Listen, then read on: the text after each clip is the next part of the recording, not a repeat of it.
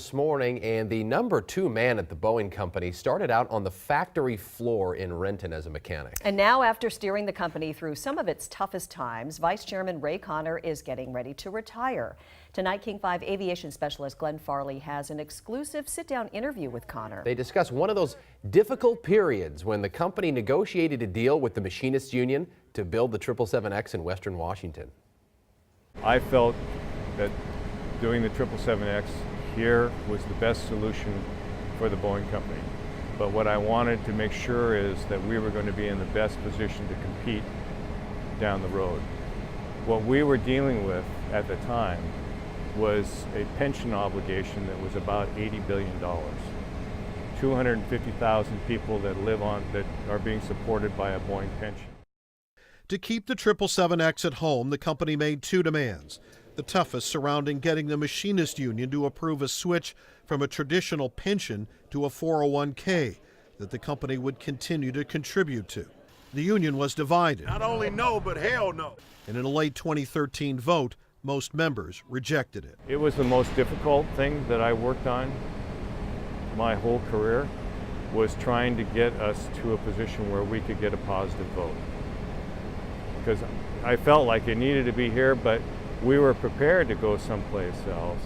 In the months leading up to that vote, we took our cameras to Long Beach, California, San Antonio, Texas, Salt Lake City, and Huntsville, Alabama.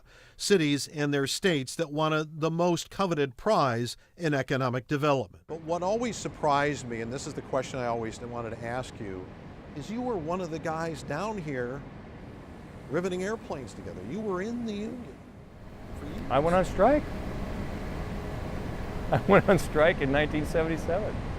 But maybe you said that in the personal side, but I was always a little baffled as why Ray used to be one of these guys. His dad was one of these guys. Yeah. My brother was one of these guys. How Our whole family was. How come we never heard more about that from you? Well, you may not have heard it, but our team heard that. There was a second vote, a close one in early 2014, which did pass. The 777X landed here. They're building, they built, and they're going to production already. Yeah. Boy, that is interesting to hear Ray Connor talking about that period of time. That was a rough Well, you patch. covered a lot of that along with me Right. when all of that was going on. Mm-hmm. Well, and it was, I chased him out the door of City Hall trying to get comment from him. He said, not right now, Jake, but there was a lot of tension there, as I remember.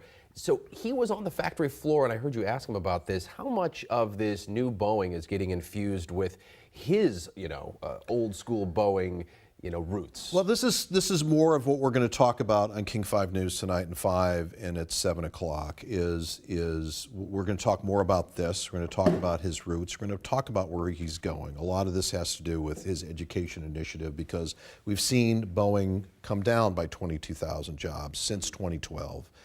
It is starting to ramp up again, but he says, look, we're going to have to, half the workforce is ready to retire here. We have to replace those folks. And a lot of this new technology where things are going is built into the 777X factory. We look forward to seeing your reports later tonight, 5 and 7 o'clock. Yep. Glenn, thank Thanks you. for coming on, Glenn.